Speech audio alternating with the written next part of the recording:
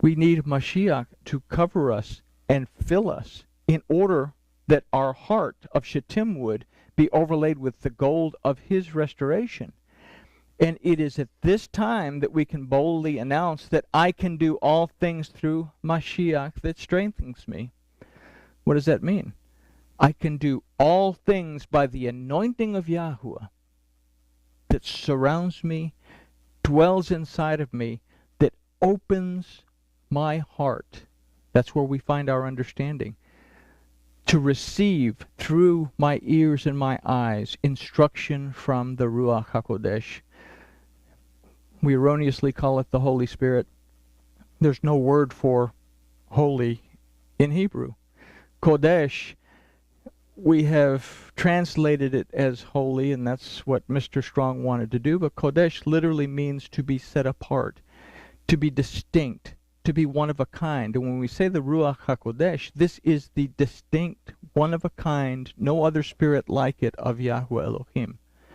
And we find this in places throughout Bereshis that shows us this, but for the sake of time, we won't look at those right now. But so we have to build a relationship in order for us to be surrounded. In other words, or also for the anointing to dwell within us, so that we can have that communication with Elohim and be guided. But what happens if we don't do this? So we consider Bereshis 29:17 that says, "And Leah's eyes were weak, but Rachel was of beautiful form and fair to look upon." Okay, so Leah had saggy eyes and Rachel was a knockout. And that's what we would read, and we would go on. But like everything else, what does this mean? What does this mean? The name Leah means weary. And in this verse, we find that Leah's eyes are weak. Leah is the first of the sisters that Jacob marries, as we read in verse 23, that he went in unto her. And at verse 21, Jacob says to Laban, "Give me my wife." From the word Isha, that we have found represents the spiritual part of humankind, that comes from Ish, the worship side of humankind. Well, where do you get that from? Adam was a single creature. And Elohim said, it's not right that Adam should be alone. I'm going to make a helper for him. What was he saying? Adam needs a wife. No. Adam was alone because he didn't have a relationship with Elohim. He was going to make a helper to help him to have a relationship with Elohim. So he created Isha. And then Adam said what? This is now bone of my bones, flesh of my flesh. This is now my essence. She will be called Isha because she came out of Ish. In other words, my prayer, my study, my praise brings out my spirit that allows me to connect to my Elohim. That's where we find this idea of Ish being physical worship and Isha being the spiritual manifestation that comes out of us to connect with our Elohim.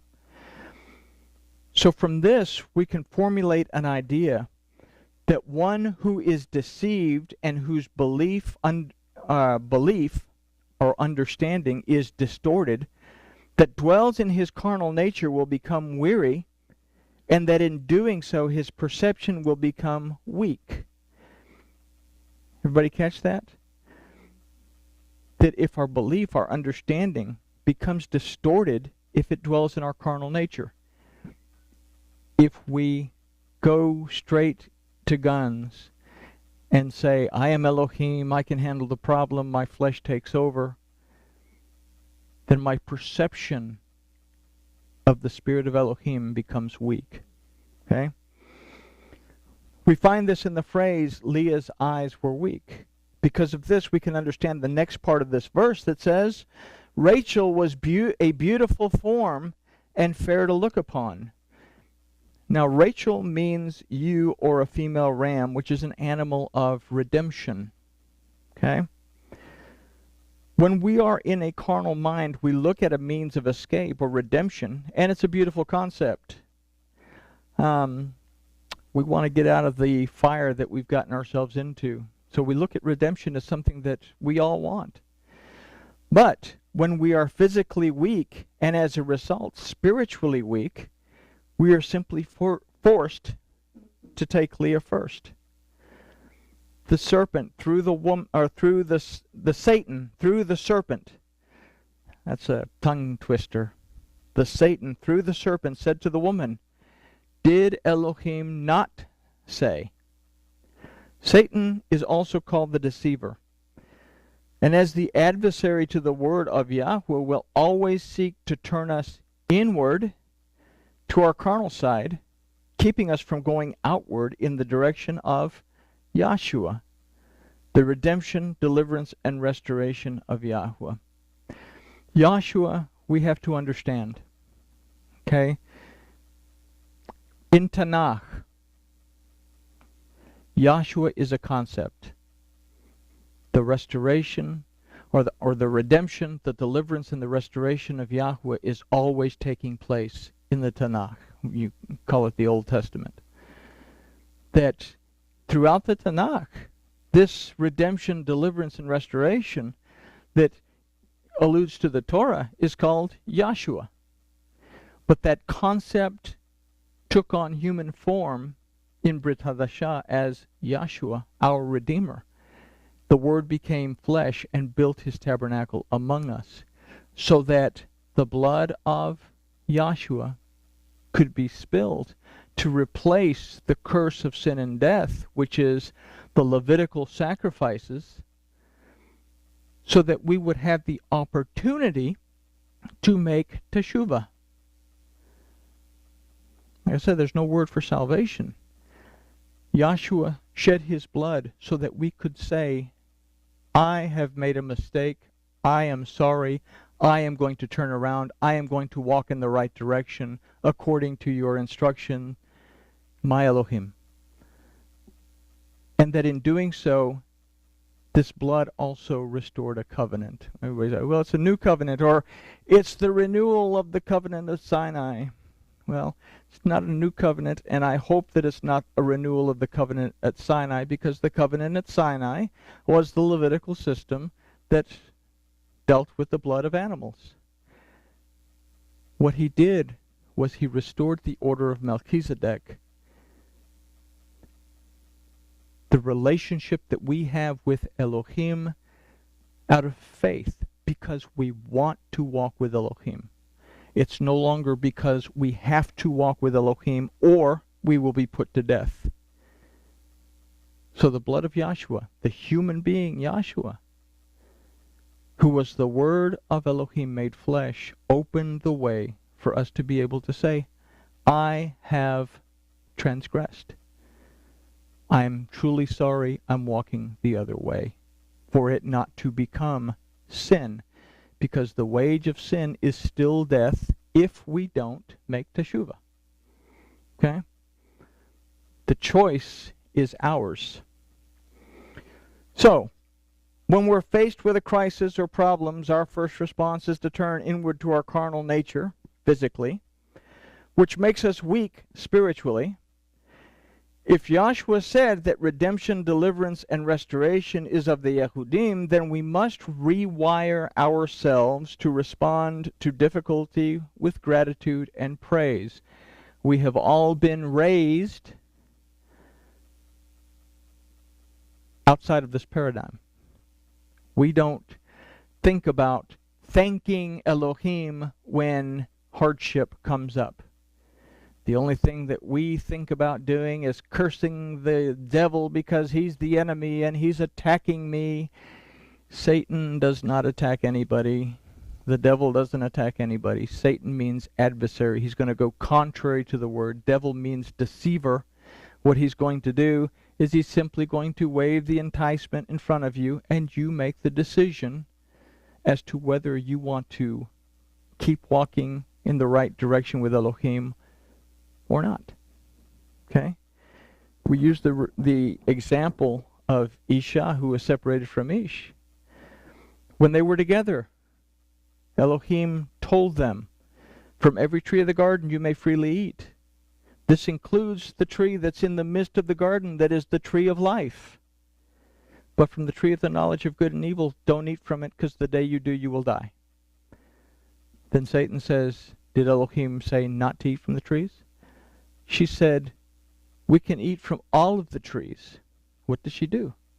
He said you can freely eat from all of the trees. So she took away from the Torah because we don't pay attention. Without study, Isha is weak. But then she said, but the tree that is in the midst of the garden, we should not eat from it, nor touch it, because the day we do, we will die. What tree's in the middle of the garden? The tree of life. Did Elohim say anything about touching the tree of the knowledge of good and evil? So we understand that without studying to show ourselves approved, when the time comes for us to stand before Elohim, we will be ashamed. And Paul says, study to show yourself approved. A worker need not be ashamed because he can rightly divide the word of truth. She can rightly divide the word of truth. Okay? So we have to rewire ourselves. Problem comes along, hardship comes along, illness comes along. Say, thank you, Elohim, for this opportunity for me to walk with you. I praise you. Thank you. In the name of Yahshua, in the name of your redemption, in the name of your deliverance from whatever it is that's afflicting me, in the name of your restoration that's going to set me back to where I was before this happened. Okay? Just as Rashi was confounded because he believed what the rabbi said, we are confounded by what our carnal nature says. Everybody catch that? Rashi was confused because of the information fed to him by the rabbis. We get confused by what our flesh tells us. Okay? In our Parsha, or we must take to heart the words of Yahweh when he said to Amos, seek me and live. Now in our Parsha we read that upon marrying Leah, Jacob also received her handmaid Zilpah, that means to trickle. And we'll talk about this more in a minute. When Jacob received Rachel as his wife, he also received Bilhah as her handmaid. And Bilhah means to trouble. So before we go any further, let's take a look at verse 31. And Yahweh saw that Leah was hated, and he opened her womb. But Rachel was barren. The first word for us to clarify here is the word for hated, which is shenua. This word, aside from meaning to hate, also means an enemy. In this we can consider that Yahweh sees that a lack of perception because one is tired and holding on to a carnal nature is the enemy. Okay? Everybody catch that?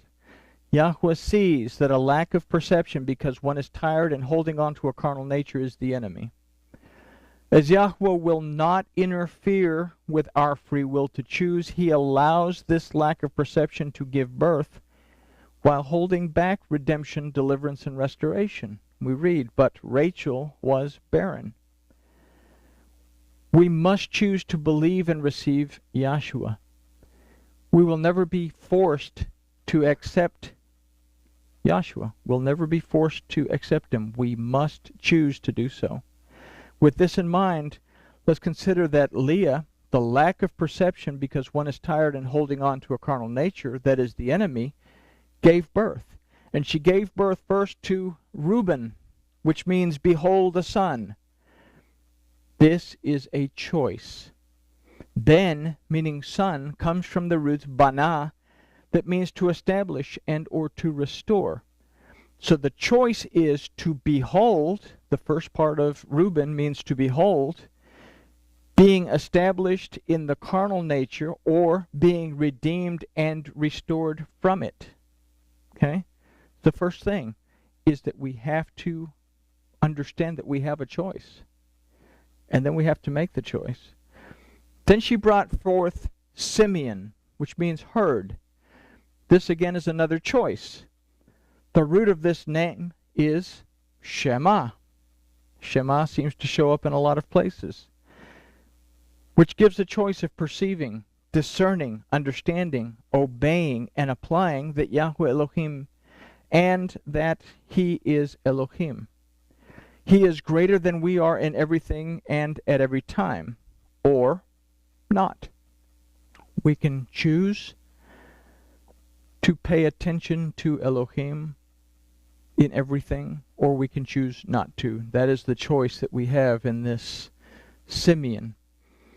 There's a reason that Yahshua, when he asked what was the greatest commandment, spoke the Shema instead of saying, love Yahweh with all your heart, with all your soul, with all your strength. Instead, he said the greatest commandment is, Hear, O Israel, Yahweh your Elohim, Yahweh is one. Well, that's not a commandment, that's a statement. But like we've said, Shema means more than simply that.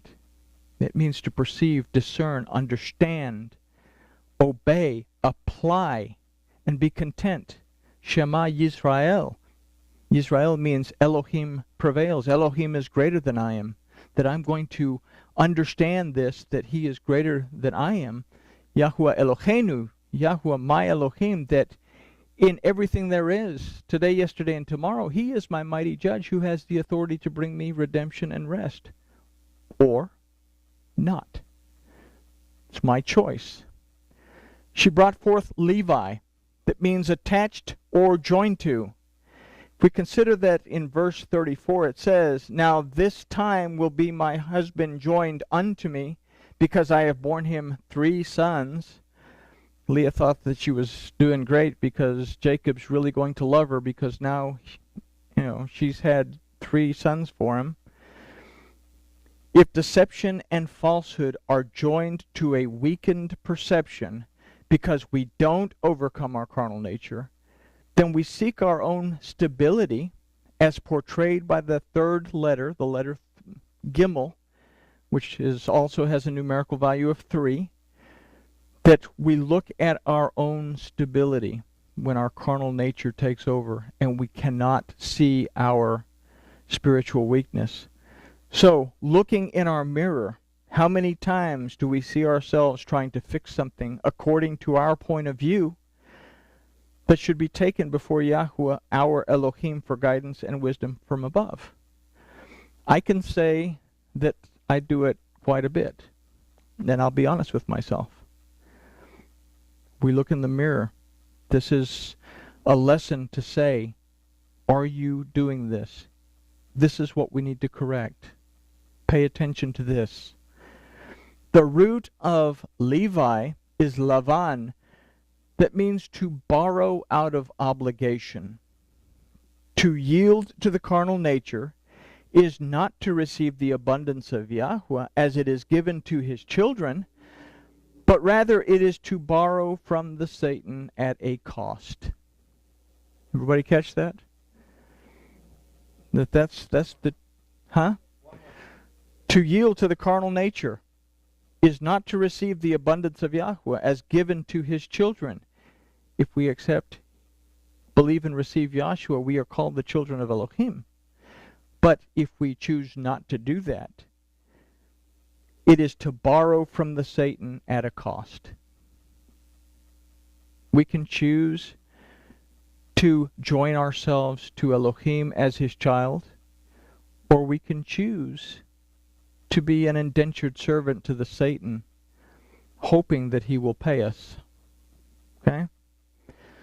Judah was the next child. It means praise and gratitude. A question of choice, again, is found in this name. There's a lot of choices to be made in the Scriptures. Are you grateful to and praise Yahweh for His redemption, deliverance, and restoration? Or does your carnal nature leave you grateful to and praising the Satan for the loan? Okay? In this again, we see the choice in the tet. We remember our letter tet, that we have this letter that's composed of two other letters. All letters in Hebrew, with the exception of the smallest letter, Yod, are composed of other letters. This case, the Zion, the seventh letter, Zion means weapon, comes from the root Zan, that means nourishment. The seventh day, the rest of Elohim, that this is the Vav that's bowed before the Zion. We bow before our Elohim. We walk with our Elohim according to his word, receiving his protection, his nourishment, and his rest. Or we'll note that it's also shaped like a serpent, that the other choice is to crawl on our bellies like the serpent, and there's my little serpent tongue eating the temporary things of the ground, the dust of the ground. So that's our choice in Tet that we find within this particular name. So for now, verse 34 also tells us that Leah left off from conceiving. So we move on to Rachel. So we're going to consider Bereshit 30, verse 1. That says, "And when Rachel saw that she bore Jacob no children, Rachel envied her sister, and she said unto Jacob, Give me children, or else I die." Redemption that is not sought, based on that is sought. Redemption that is sought, based on deception and falsehood, because the only perception is the carnal nature, will not bring forth fruit. Yet it cries out, "Seek after me for your restoration." Okay? Our carnal nature is always pushing at us to look to it first for our own restoration. We cannot restore ourselves. We can only find restoration in Yahshua. So, let's consider verse 3 of chapter 30 that says, "And she said, Behold my maid Bilhah, go in unto her, that she may bear upon my knees, and I also may be built up through her." The word for my knees is berachi, that although it does mean knees, it also means out of fear. A spiritual fear and reverence of Yahweh Elohim is much different than a carnal fear. Okay? The word upon gives an indicator as to how we choose. And if we look at the word upon, which is the word al, we notice something, that al is made up of the ayin and the lamed. The ayin means perception. The lamed means instruction. So, what then are we perceiving? That it is the perception of the instruction that comes from Elohim. Rashi had trouble understanding the parasha because the rabbis had erroneously added in an idea that the patriarchs kept Torah, something false that supplanted the truth of the instruction of Yahweh Elohim. When we look at the instruction of the Word, or the instruction of Elohim, when we look at his Torah, when we look at the prophets, at the writings, even when we look at Brit Hadashah, the Bezorah of Yahshua, his message, the church fathers have added in a bunch of ideas that distort the message, and that is what we go on. And when that happens, then we start to go in another direction away from the truth, because we've believed, just like Rashi believed, what the rabbis were telling him was the truth. So we too fall prey to this deception when we base our hope on the ideas of the rabbis or the church fathers, or our pastor, or our rabbi, or the television evangelist, or the best-selling author, because we don't bother to study to show ourselves approved. We simply take it at face value. So, considering this, we consider that it was on the knees of Rachel that Bilhah is to give birth. Redemption based in falsehood and supported by carnal fear will only bring forth the fruit of trouble. So false redemption brings forth its fruit from Bilhah, that means trouble or to trouble. The fruit of this false and trouble-laden redemption is as follows.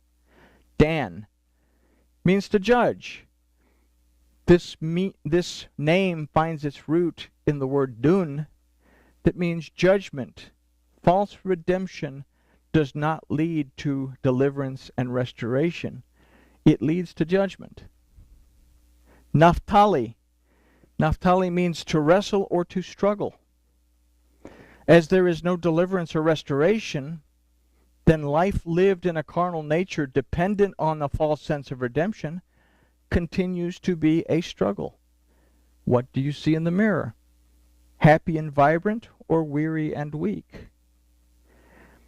If we don't correct our perception, we continue to bear fruit based on our carnal nature. However, the flow of our growth is stifled. It begins to trickle, and we consider verse 9 that says, when Leah saw that she had left off bearing, she took Zilpah, her handmaid, and she gave her to Jacob to wife. The next verse after this, verse 10, tells us that Zilpah conceived and she brought forth a son. Zilpah means to trickle. Gad. A troop or an army. This name also means to invade as well as to overcome or to be overcome. We call Yahweh, or we call Elohim the Yahweh of armies, and we call him Yahweh Nisi. Yahweh is our banner. Do we trust in his army to lead you, or do you trust in his army to lead you out of your issues and distress? Or in your day-to-day life, have you made him your banner according to Yahshua, his captain, or following and acknowledging Yahshua, his captain? Or do you continue to deceptively allow your carnal nature and its false redemption and stability to lead you? Do you allow Yahweh to overcome your obstacles, or are you overcome by the hosts of the Satan and his deceptive enticements? You can choose the flow of Yahweh Elohim's eternal abundance, or you can choose the trickle of the Satan's temporary provision. Looking in the mirror, whose banner do you see? Asher means happy. I have a son called Asher. Yes, he is happy. Extremely happy. This name is from a similar root, ashar, that means to walk straight, to make progress, to set right, and to be blessed. Again, in this we find a choice. Do you seek Yahweh Elohim in his truth in order to receive the full flow of blessing, walking straight with him and making progress in his timing?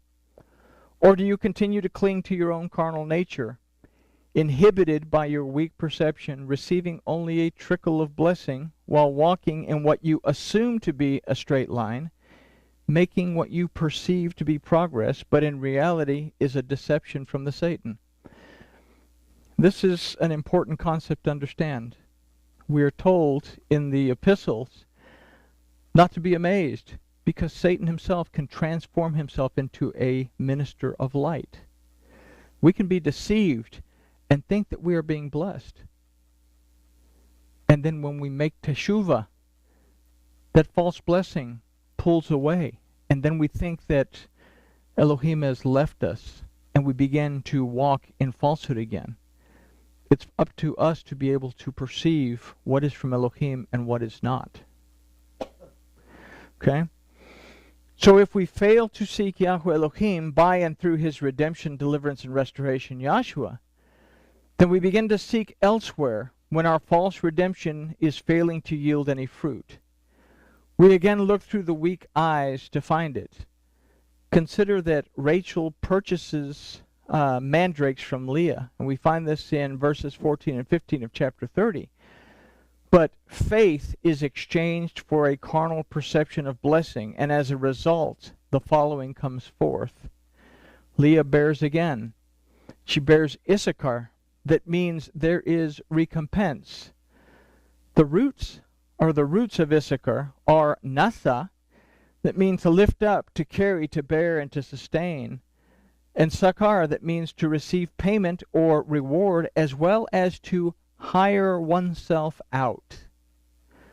These definitions lead to a question and a choice. Are you a child of Elohim, receiving your reward from him, or do you hire yourself out as a servant of the flesh, receiving the dust of the ground as your reward? And just as a side note, the symbol of Issachar is a donkey.